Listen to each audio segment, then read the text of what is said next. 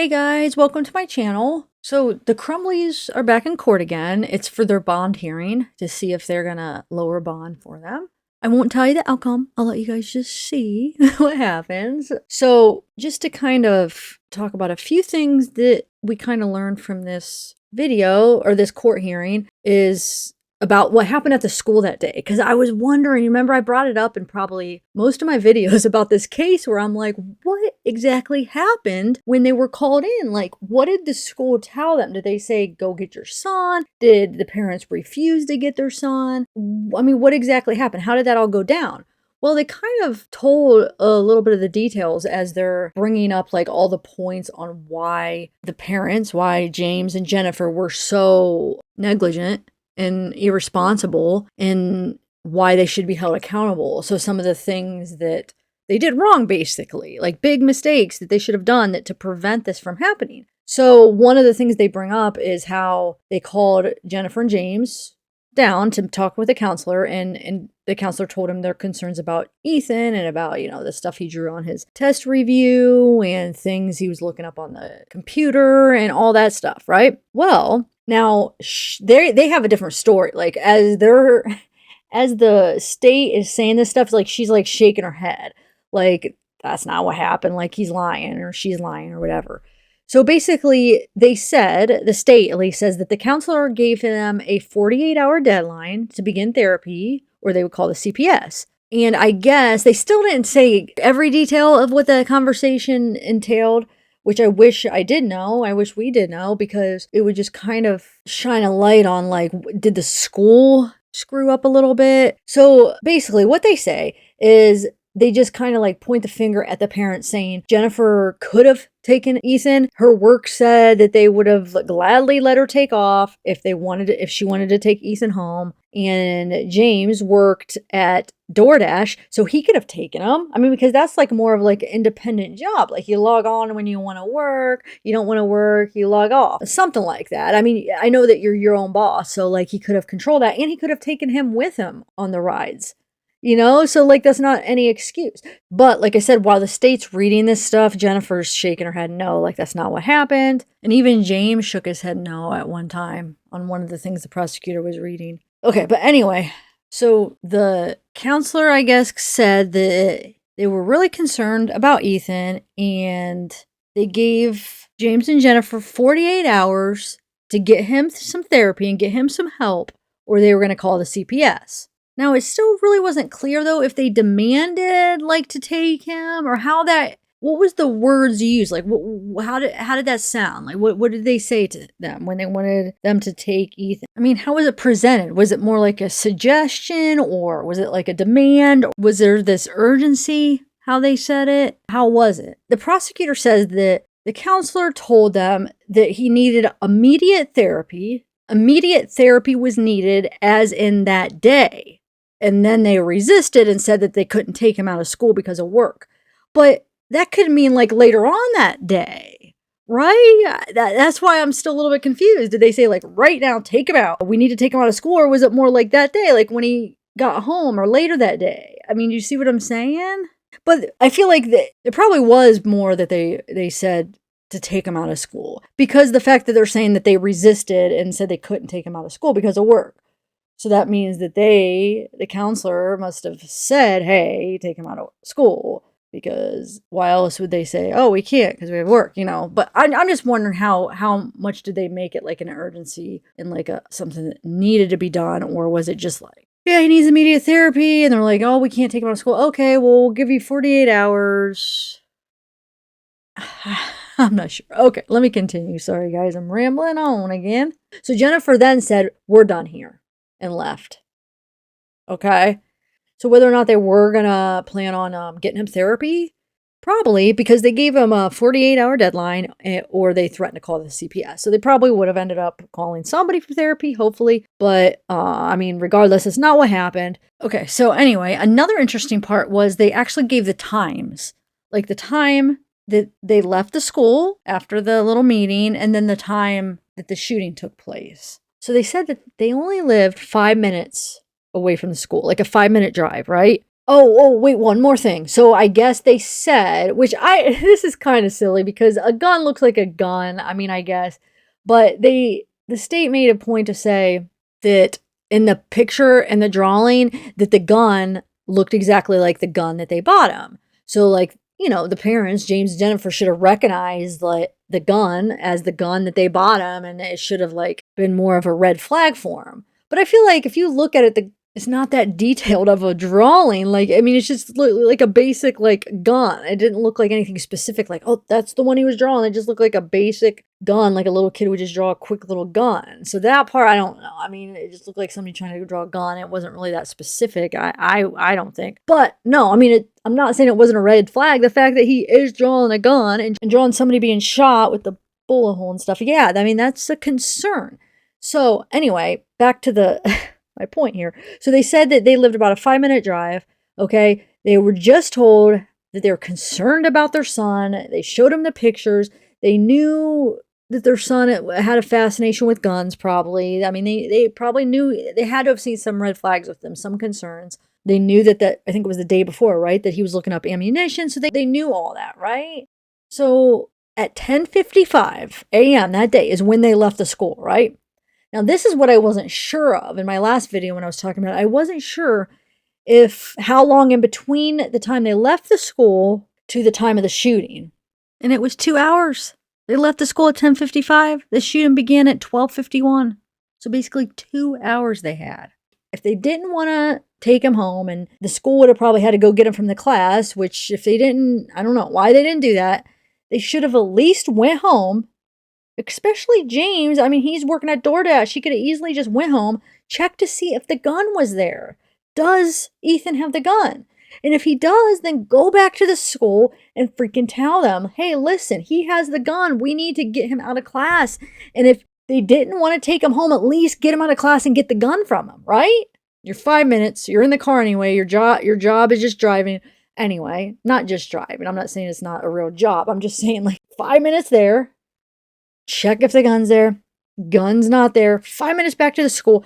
Tell the school, have him get him out of class, get the gun from him, and then let him go back to class. If that's what you want to do. I mean, ideally, you should just take him home and then get him in therapy.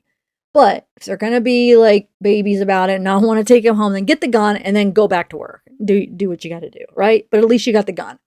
Because the school shooting began at 12:51. So that was 2 hours. 2 hours from when they left the school, knowing that Ethan had these thoughts and this plan to do this. It would have taken, 10 minutes out of his day to go there, well, however long, to see if he could find the gun. 10 minutes to check for the gun, 10 minutes back, 20 minutes. And then you could have saved 4 people's lives and however many other ones were harmed. Okay? He had 2 hours. So learning that, because I didn't know what the time period was. I was thinking maybe it was a little bit sooner, like it wasn't 2 hours after they left the school. But that's no freaking excuse, because James is working at DoorDash. He could have went home and checked, and he could have saved all people's lives. You know what I'm saying? Like if he has the gun, just go tell the school. They would have got it from him. This is ridiculous. And then there are some other interesting things that they mention about like videos that they found on his phone and stuff like that. But I'm just going to let you watch it so you guys could hear for yourselves. And I'm not telling you everything that I'm about to play for you, And then there'll be one more video coming after this video. I want to upload Ethan's court hearing. So that should be coming today too. It's a quick hearing, but I'll upload that after this. So look for that too. Okay, yeah. So here is Jennifer and James' court hearing. It's the bond reduction hearing. Basically, their defense is asking to lower the bond. They're not a flight risk. That's what they're saying. Their defense is saying, they're not a flight risk. Lower the bond. Let them go home or let them out of jail, whatever. Okay, so here it is, guys.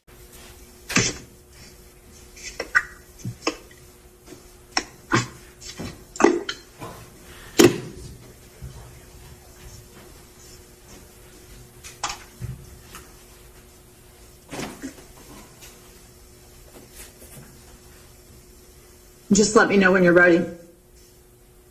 I believe we are ready, Judge. Okay. Calling docket numbers 21006-651, People versus James Crumbley. In docket number 1006652, People versus Jennifer Crumbley. Can I have appearances on the record, starting with the prosecutor first, please? Aaron McDonald on behalf of the people. Thank you. Mark Keast on behalf of the people. Good afternoon, Your Honor. Marielle Lehman on behalf of James and Jennifer Crumbley. And good afternoon, Your Honor. I'm Shannon Smith on behalf of James and Jennifer Crumbley. Today is the date and time set for the defendant's motion to amend bond. The court is hearing this motion by Zoom. Both defendants are at the Oakland County Jail and are appearing by Zoom, as are their attorneys and the prosecutor. Any objection to appearing by Zoom, prosecutor? No, Your Honor. Defense counsels? None, Your Honor. No, Your Honor. Again, this is the defendant's motion to amend a bond. Keep in mind that the court has had the opportunity to review both the motion and the prosecutor's response. Go ahead with any oral argument, and please try not to repeat anything that's already contained in your pleadings that the court did review. Thank you, Your Honor. As the court is aware, MCS 6.106F provides the criteria for determining an appropriate bond. The defense has filed a motion, which we are aware that the court has reviewed and has read thoroughly. However, there are a number of false, misleading, and irrelevant statements made by the prosecution in its response, which we will address today. First, the information provided by the prosecution related to extramarital relationships is not only clearly irrelevant to the issue of bond or any criminal responsibility, but is also a clear intention by the prosecution to create a conflict between the parties. Your Honor, there is no conflict. We have explained and discussed the matter of extramarital relationships with our clients, and there are no issues. Finally, any evidence or information obtained about extramarital relationships and subsequently used in the prosecution's response runs afoul of the Michigan Supreme Court's holding in People versus Hughes, which is 506 Mich 512. In that case, which is an appeal from an Oakland County jury trial, the Michigan Supreme Court held that any evidence of other crimes discovered during the execution of a search warrant falls outside the scope of the search warrant, and use of that information is effectively a warrantless search and violates the defendant's Fourth Amendment rights. Secondly, Your Honor, in Ethan's journal, which was provided in discovery, he explicitly states, and I quote, that he has to find where his dad hid the firearm. This statement, in Ethan Crumbley's own words, is contrary to the false and misleading assertions that have been made by the prosecution in this case. The assertions that the firearm was freely accessible to Ethan Crumbley. Further, Your Honor, the prosecution cites People versus Head 323 Mich at 526 and People versus Bryson, which is an unpublished opinion from the Michigan Court of Appeals, as support for their position that they have a strong case against our clients. Both cases, Your Honor, are completely distinguishable from the matter pending before this court.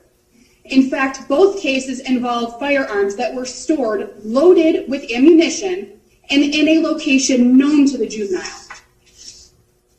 Your Honor, finally, the prosecution references an incident involving torturing animals and Ethan Crumbley keeping a bird head.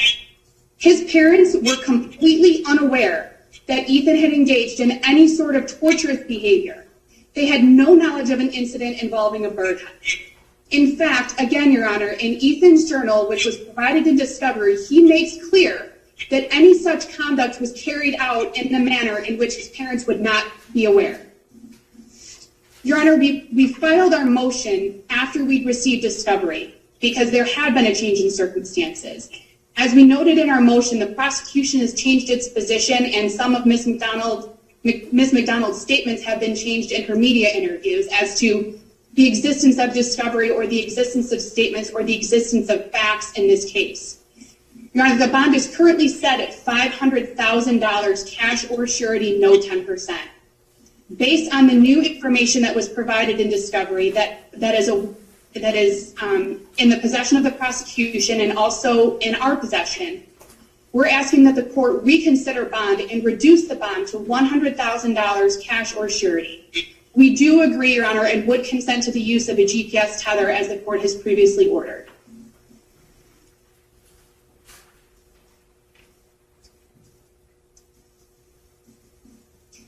Your Honor, you're on mute.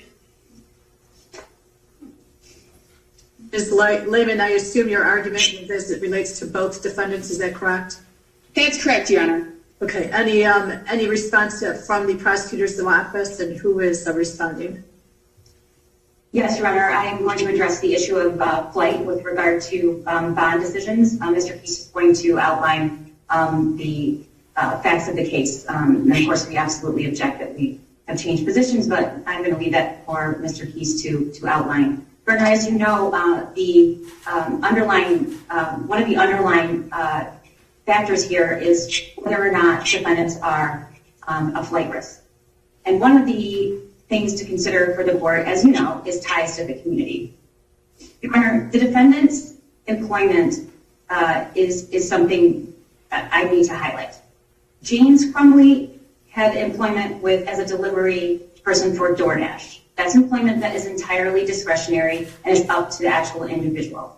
Jennifer Crumbley's employment has been terminated by her employer since the charges were issued. All of the items in their home are being removed and put into storage. Their home is being placed on the market for sale, according to their own attorneys. Their family members in Florida are negotiating the sale of their horses, which is the only other asset they have.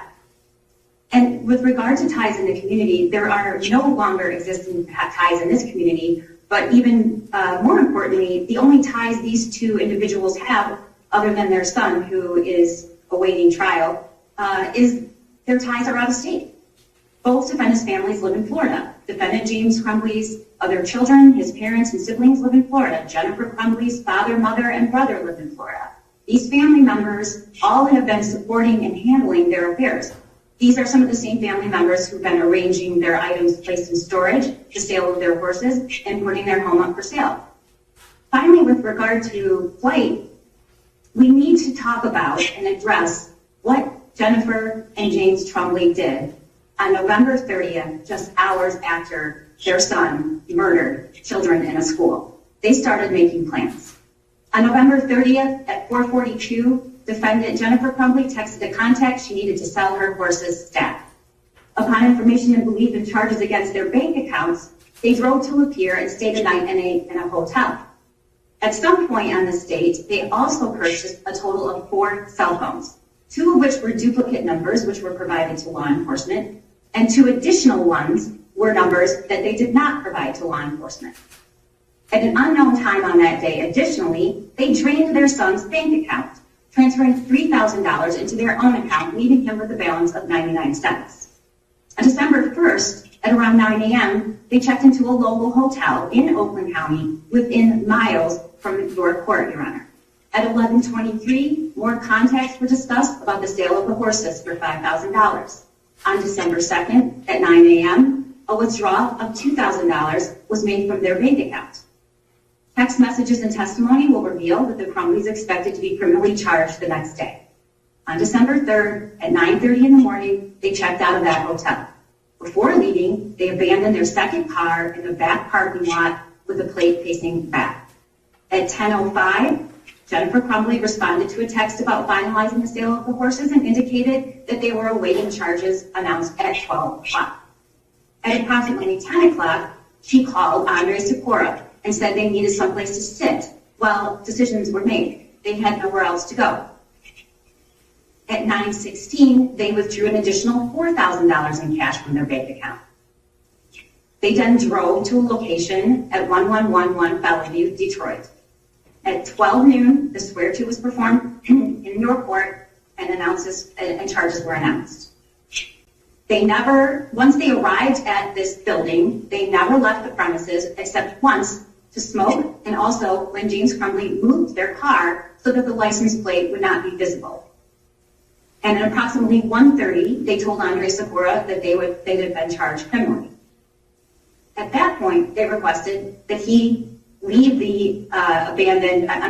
the studio and go get provisions for them. They asked for vodka, orange juice, and socks. He also secured a mattress and bedding for them. At 10:47 p.m., opposing counsel texted to the fugitive apprehensive team that we will get them in. They wouldn't have paid us what they paid if they planned to run. At 10:50, officers were dispatched to that location. Once inside in the art studio, they remained in the locked doors, even after multiple law enforcement officials entered the building and announced loudly and repetitively, police. They remained behind the locked door, crouched by a mattress on the floor. Once they were taken into custody, they possessed Jennifer's social security card, more than a dozen credit cards and gift cards, 4 cell phones, $6,600 in cash. And 2 of those cell phones were trapped burner phones, and one they had smashed in an attempt to destroy it. Your Honor, these are not the actions of individuals who wanted to turn themselves in. They had knowledge of the pending charges based on their text messages. And what did? They didn't go across the street. There was a police station across the street from their hotel. There was nothing that was preventing them from staying right there. They didn't go to the court. They didn't turn themselves in. They fled to another county. And nothing prevented them from staying in Oakland County. Once they left the county, they went to an undisclosed industrial site where they tried to conceal their presence. And once the charges were issued and they were informed, they asked the court to purchase bedding for them along with vodka and orange juice and other food items. Their phones they possessed were unknown numbers to law enforcement, and they purposely concealed themselves and their car. Even up until the last moment, they didn't open the door. They remained behind a closed door, crouched on the corner, and they were apprehended with $6,600 of cash and 10 credit cards. They are a serious risk of flight, and we urge you to deny their motion. Mr. Keast will address the issues of likelihood of conviction. Thank you. Thank you. Your Honor, defense counsels have alleged that we can't prove our case. Under the court rule, under MCR 6.106, they're certainly free to do that. But when they do, we have an obligation to correct the record. Our response provided this court with just a snapshot of what the evidence will show when the examination begins on February the 8th of this year. This case is strong. Defendants will be convicted. Once they're convicted, they will go to prison. They're charged each with 4 counts of involuntary manslaughter. It's important to remember that these counts of involuntary manslaughter are based upon alternative theories. They are not mutually exclusive.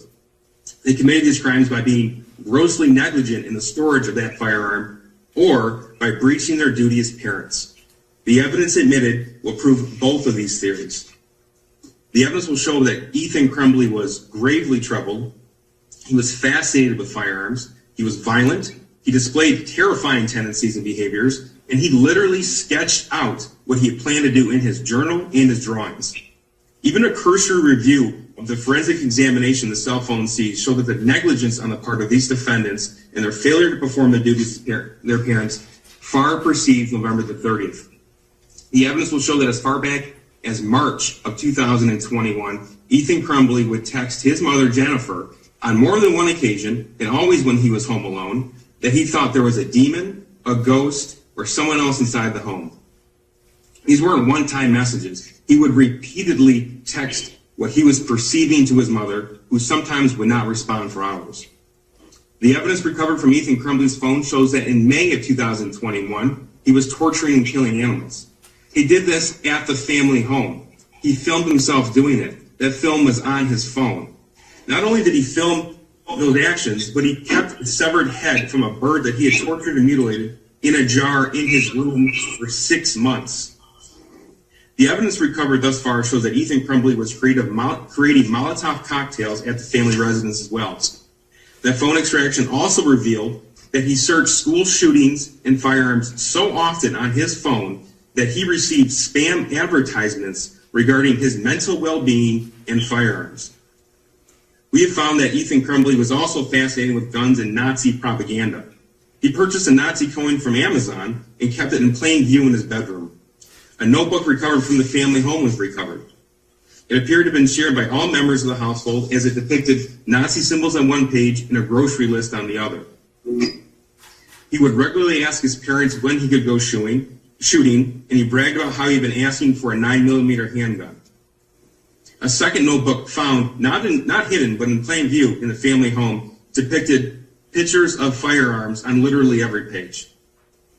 So at this point, Judge, the evidence shows a 15-year-old who has repeatedly informed his parent that he was hallucinating. The same 15-year-old continuously demonstrated tendencies that were worrisome, all able to be found by his parents. He demonstrated one real passion in life, and that was firearms. His parents obviously know what had been directly told to them, but they did not intervene. They did not schedule therapy, did not investigate what might be in his room on his phone or his browser history.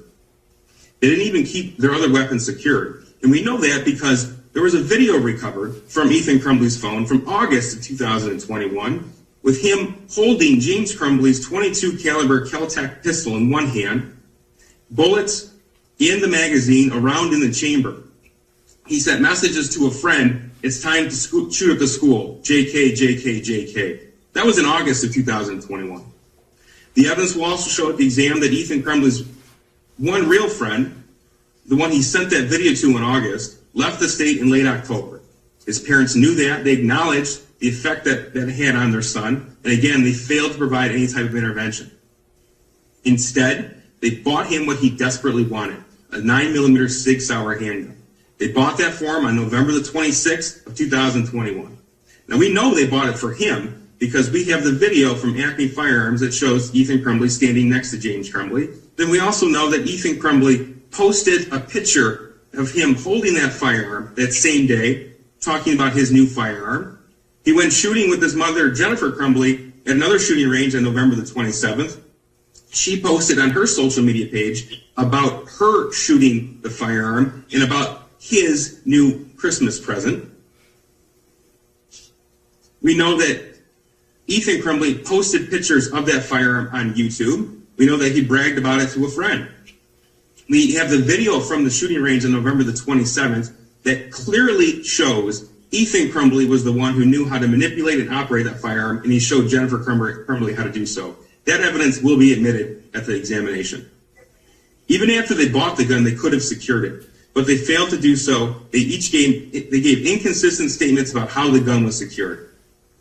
There were no statements made by either defendant that was actually locked up. All this was happening while Ethan Crumbley is planning to commit a mass murder. He wrote pages and pages about what he was going to do in his journal.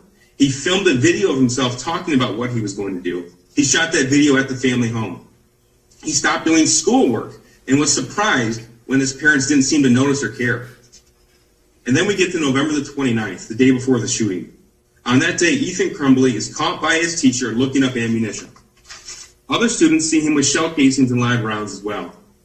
His teacher immediately notified the appropriate parties within the school, who in turn met with Ethan, and they left a message for Jennifer Crumbley. She didn't answer the phone call, and she didn't respond to the voicemail that was left. Instead, she texted Ethan Crumbley asking about what had happened. She asked him if he had shown them a picture of his gun, and she also said, "Next time, don't get caught." The next day, November the 30th, Ethan is caught by one teacher viewing violent videos that depicted a shooting. Another teacher observed that he drew what's been admitted as an exhibit in Peoples 1 and 2. Those teachers notified the dean of students and the counselor at the school. They took Ethan out of class and met with him. After reviewing the words written on the worksheet, those individuals formed the belief that Ethan was displaying suicidal ideation, and a risk assessment for suicide was performed. A decision was quickly made to notify Ethan's parents, these defendants, and to have an immediate meeting with both of them. When Jennifer Crumbley was called to the school, she first asked if they could call her husband instead. When she was informed that they tried to call her husband, but when he picked up, they only heard dead air, she then responded, "Well, I'll see if he can come to the school." Eventually, they both arrived together at the school. They're given the opportunity to view the worksheet that Ethan Crumbley drew what's been admitted as Exhibit 1 and 2, and they're told that immediate therapy is needed. Immediate as in that day. They resisted, instead asserting that they couldn't possibly take him out of school because of work. We have since learned that Jennifer Crumbley's employer would have gladly given her the day off, and she did not have any meeting scheduled until later in the day. As you have heard Prosecutor McDonald state, Judge, we also learned that James Crumbley was a DoorDash driver, giving him ample opportunity, to bring Ethan Crumbley with him. When they were given the drawing, neither one of them bothered to mention that the gun drawn by Ethan bore a striking resemblance to the gun they bought for him 4 days before. They never bothered to mention they didn't keep that gun in a gun safe, locked and secured. They also never bothered to mention that Ethan had displayed any of the troubling behavior that I had outlined. Instead, they said they couldn't take him home, and Jennifer's words to end the meeting were, "Are we done here?"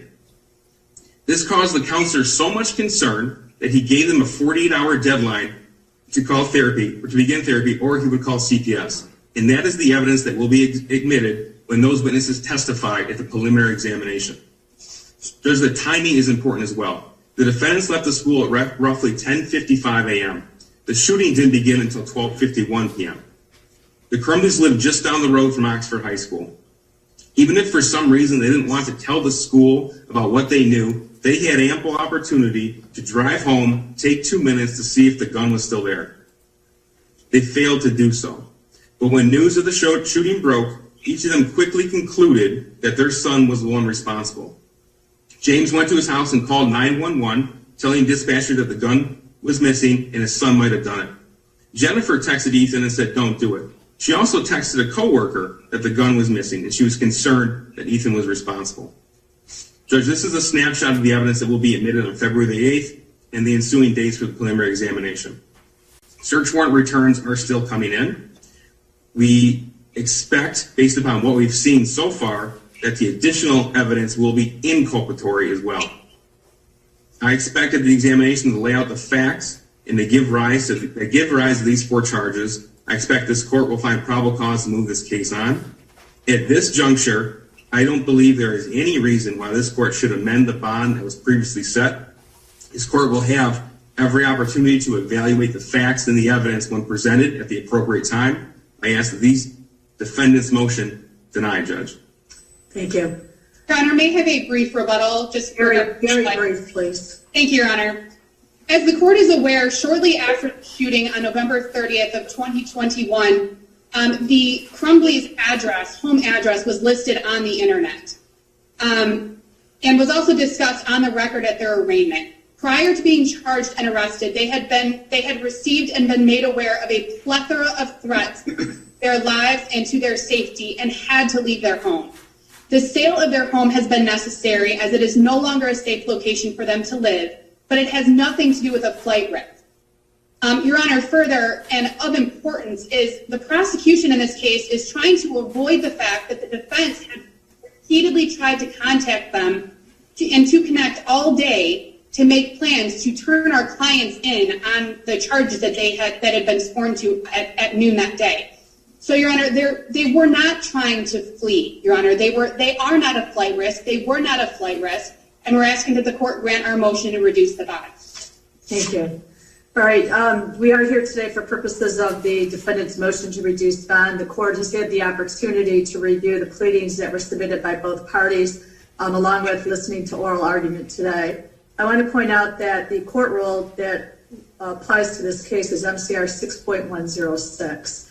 That court rule requires that the court set a bond that will assure the reasonably assure appearances of the defendant for all court hearings, and also reasonably assure any risk and or evaluation of risk to public safety.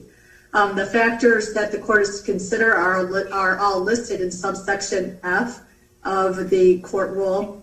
Those factors, and they are not mutually exclusive, but those factors include prior criminal history, and in this case, the defendants did have a prior misdemeanor conviction in the state of Florida.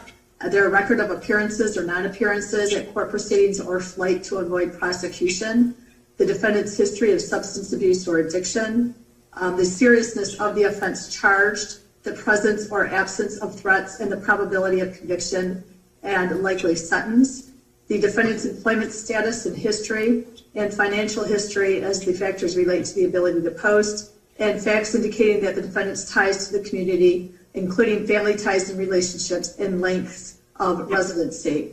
In this case, the court makes the following finding: that the defendants in this case have ties to the state of Florida. In fact, they did reside in the state of Florida, and as the prosecutor indicated, they still have family in the state of Florida. After the charges were issued, the defendants did not voluntarily turn themselves in. Instead, they were found in an abandoned building in the city of Detroit.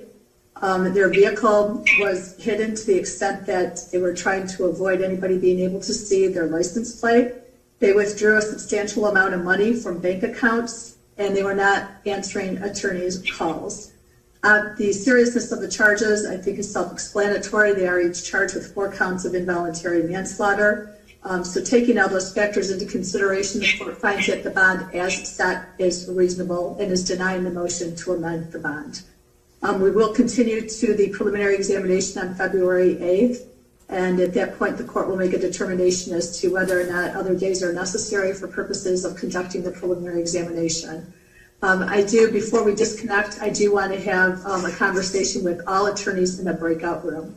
So Amy, if you could please put the attorneys in a breakout room with me, please. Thank you, Your Honor.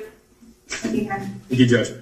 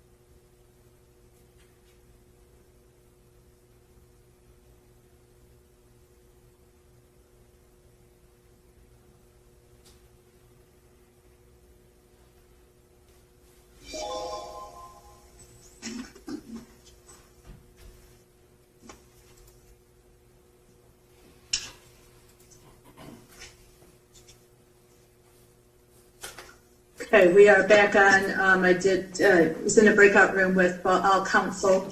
And at this point in time, we are going to proceed to the preliminary examination on February 8th. Any future dates that need to be scheduled will be addressed on that date and time. Additionally, after discussions with both counsel, or all counsel, I should say, the court will be expecting an amended order from the attorneys relative to the protective order in accordance with our conversations. Okay, any questions on behalf of the prosecutor? No, Your Honor. Any questions on behalf of defense counsel? No, Your Honor. No, thank you, Judge. All right, you're all set. Thank you. Have a good day. Really, really